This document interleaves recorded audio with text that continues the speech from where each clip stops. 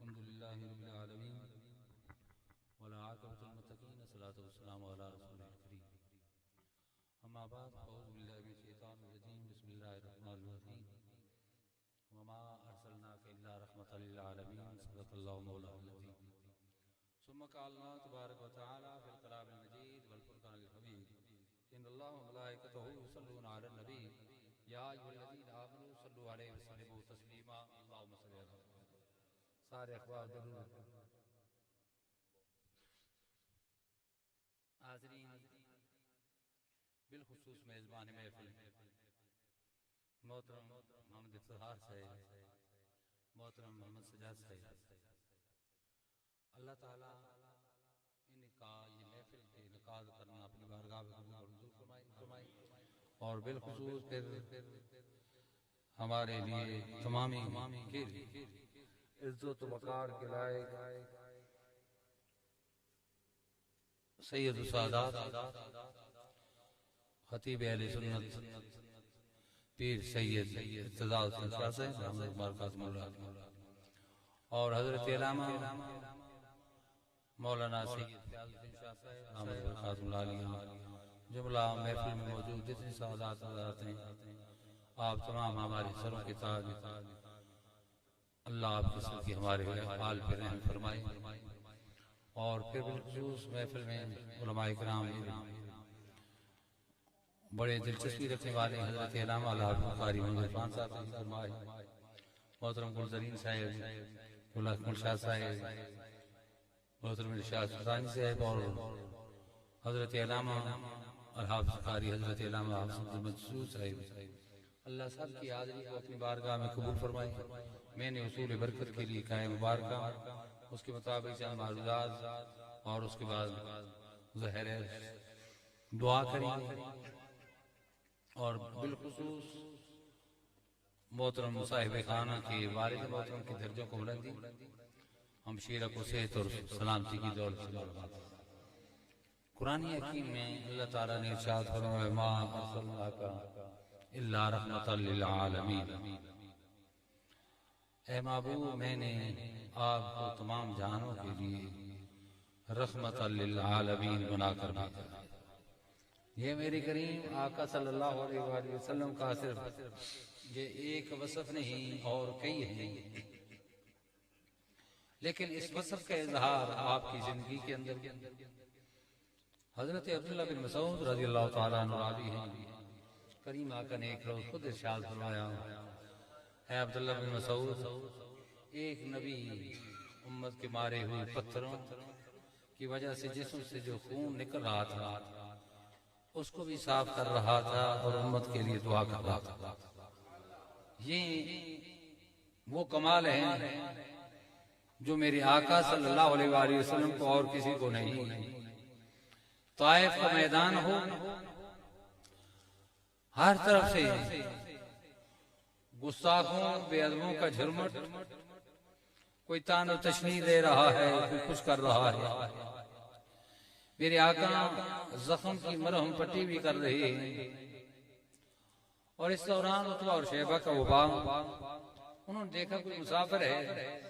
تو خادم کو بھیجا اپنے غلام کو انگوروں کا طباق لے لو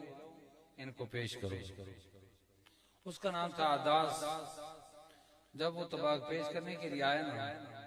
تو اسی دوران کچھ گفتگو میرے آقا کرنے لگے گفتگو چل نکلی تو عتبہ اور شیبہ دیکھ رہے تھے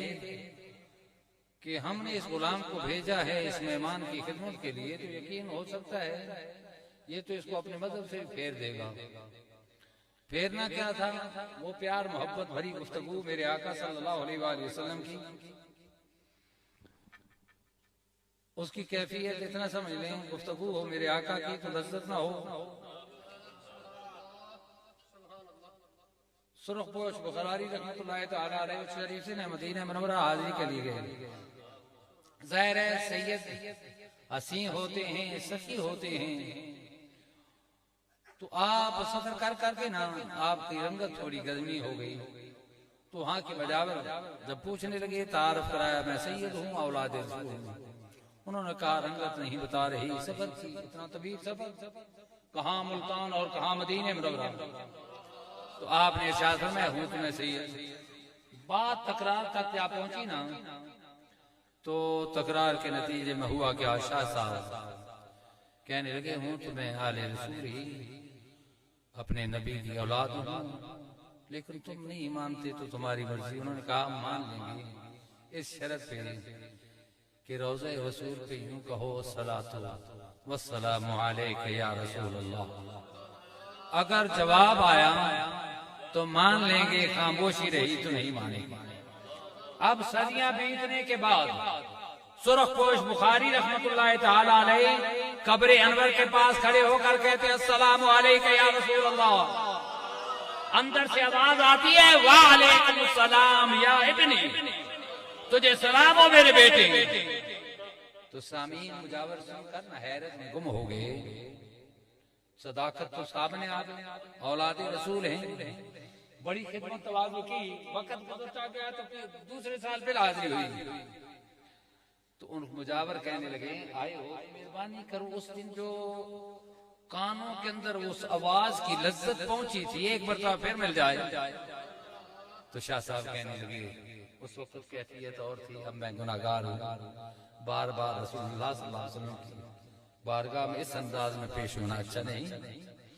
تو بات یہ ہے رسول اللہ صلی اللہ علیہ وسلم کی آواز کے اندر وہ لذت وہ چاشنی ادا سے پوچھنے لگے کہاں کے رہنے والے ہو؟ کہتا ہے نینوا کا.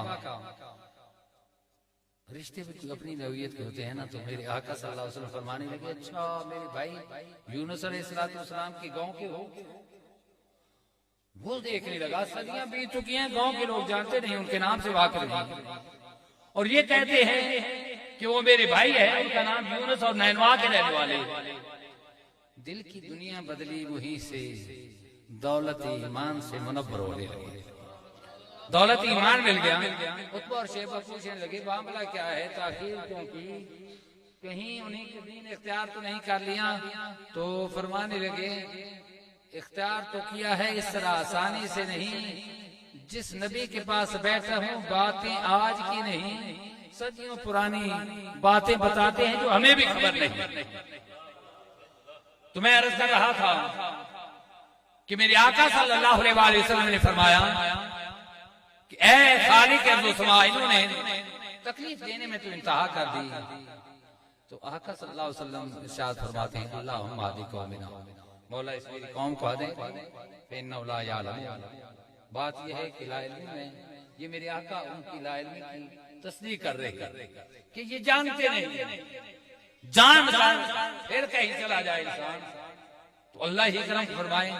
آپ فرماتے ہیں اللہم اہد قومنا فإنہم لا یعلمون, یا اللہ یہ جانتے نہیں, ان کو ہدایت عطا کر. تو ہی پہاڑوں کا فرشتہ آتا ہے, آپ حکم فرمائیں ان کو نیست و نابود کر دیں. آپ نے فرمایا نکاح نبوت کیا کچھ دیکھتی ہے؟ آپ نے فرمایا اگر یہ نہیں مانتے تو ان کی اولادوں میں سے تو ہوں گے نا, سارے سیاہ دل کے مالک نہیں ہوں گے, کسی کے سینہ نور ایمان سے جگمگا تبھی رہے. تو قرآن کہہ رہا ہے میں نے اپنے نبی کو تمام جہانوں کے لیے رحمت بنا کر بھیجا. اب دیکھیں رسول اللہ صلی اللہ علیہ وسلم ایک موقع پہ جبریل امین علیہ السلام سے مخاطب ہو کر آپ نے ارشاد فرمایا جبریل امین یہ بتاؤ اللہ نے مجھے تمام جہانوں کے لیے رحمت بنا کر بھیجا ہے, کیا تجھے بھی میری رحمت کا حصہ ملا ہے یا کہ نہیں؟ جبریل امین عرض کرتے ہیں یا رسول اللہ